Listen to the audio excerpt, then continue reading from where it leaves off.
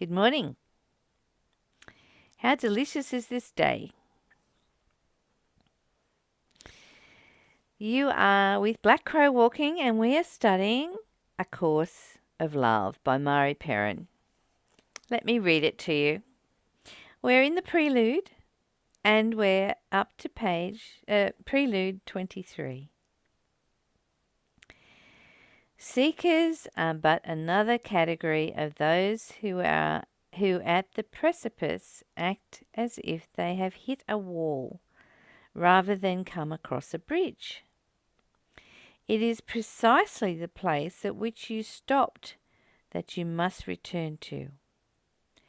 Those who continue to seek may have left teachings of the Course or of one or another spiritual religious tradition, only to find another and still another. For those intent on seeking, there is always more to seek. But those who find must stop to realize what they have found and to realize that they seek no more. The Course speaks of patience that is infinite. God is patience. But the world is not. God is patient, for God sees you only as you are.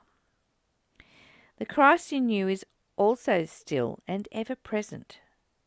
But the weakening done by your ego, by whatever learning you have done, has left room for strength. A strength that entered as if by a little hole made in your ego's armour.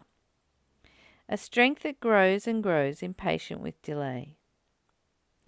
It is not your ego that grows impatient for change, for your ego is highly invested in things remaining the same.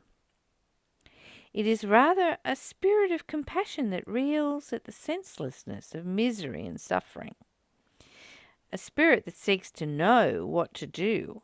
A spirit that does not believe in the answers it has been given. The way to overcome the dualism that threatens even the most astute of learners is through the Christ in you, through the one who knows what is to be God's child, and also to walk the earth as a child of man. And that's the dualism. This is not your helper, as the Holy Spirit is, but your identity. While the Holy Spirit was called upon to change your perception and show you the false from the true, your recognition of the Christ in you is proper in this time of identification of your undivided self. So if your mind is boggling right now, just let it be in confusion and feel into the words. Feel into the words with me. And let's just let our knowing come through. You don't have to find meaning in these words. That's the mind's job. And we're putting the mind to rest right now, and we're coming into our feeling selves. Seekers are but another category of those who at the precipice act as if they have hit a wall rather than come across a bridge. It is precisely the place at which you stopped that you must return to. So if you feel like you've hit a wall in your life, you may have had major trauma recently. You may have been ill, you may have been in an accident, someone might have died, all those losses, those major traumas. And sometimes we just feel like we've had enough and we have to stop everything. If you're at that crossroads right now, you need to go back to the bridge and cross over. And it's okay for you to be wherever you are for however long you want. There is no rules. There's only love waiting for you. Just love. And it's infinite. It will wait for infinity. Those who continue to seek may have left teachings of the Course or of one or another spiritual religious traditions only to find another and still another.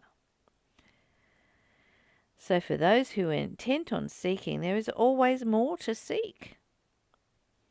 But those who find must stop to realize what they have found and to realize that they seek no more. So when we start on this seeking path, and oh gosh, I did that most of my life. Seeking through Christianity, seeking through Buddhism, and then finally coming into this place where the universe opened up and everything was so much bigger. And I started my internal journey. And yeah, I was having an internal journey before that as a seeker. But I was still seeking. I was still looking for something that was outside of myself to teach me. Because I didn't trust my internal journey.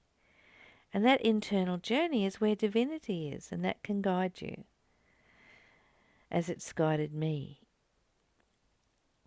And so I stopped being a seeker. And now I am in the bliss of knowing that infinite is inside of me. That infinite love is always here inside me. And that infinite love is able to guide me and teach me. And I tune in and tap into a marvelous source of collective consciousness that knows. And that's what you're invited to today, is to stop the seeking outside yourself for all this stuff that might teach you, and paying thousands and thousands of dollars for courses that might inevitably lead you inside yourself, which is free. It's silly, isn't it? But our egos want us to seek. It wants us to try and add meaning to everything. So just stop it and come back to the core essence of who you are, becoming aware that you have this beautiful journey of love inside you. And it doesn't include fear, because there's either fear or love. And I'm choosing love today. The Course speaks of patience that is infinite. God is patient, love is patient, but the world is not. God is patient, for God sees you only as you are. And it doesn't matter how you are. It doesn't matter. Nothing matters. When you come back to the truth of your own internal journey, you recognize that you are love experiencing life in form. And nothing matters. And that everything is love. Everything you look at is an expression of love. It may have forgotten itself. It may have identified with that which doesn't look like love at all. But it is still love. It is so much potential. It is love experiencing something different. The Christ in you, or the love in you, is also still and ever present. And when you tune in, tap in, and turn on to that still, ever present love, it's blissful. But the weakening done by your ego, by whatever learning you have done, has left room for strength, a strength that entered as if by a little hole made in your ego's armor, a strength that grows and grows, impatient with delay.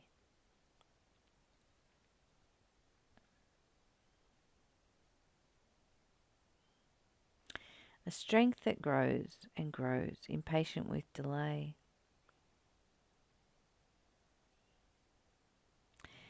It is not your ego that grows impatient for change.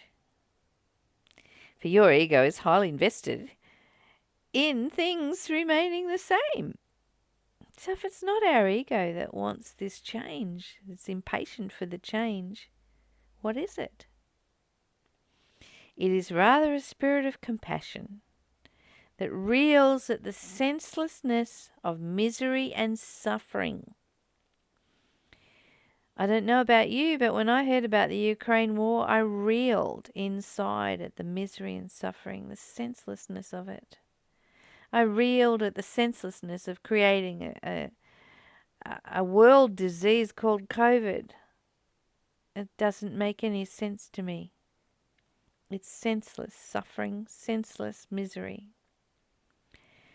A spirit that seeks to know what to do, a spirit that does not believe in the answers it has been given. So it is our spirit that is impatient for us to return to knowing we are love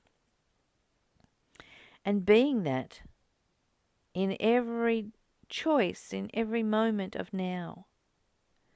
That is what is impatient. Our spirit is impatient to be its true, authentic self, and not this external self that's been patterned and programmed and shown how to do things dysfunctionally. It's not the identifier. It's not the mind that wants to label everything and wants things to stay the same or wants to keep us individualized and separate. We are all love, and that love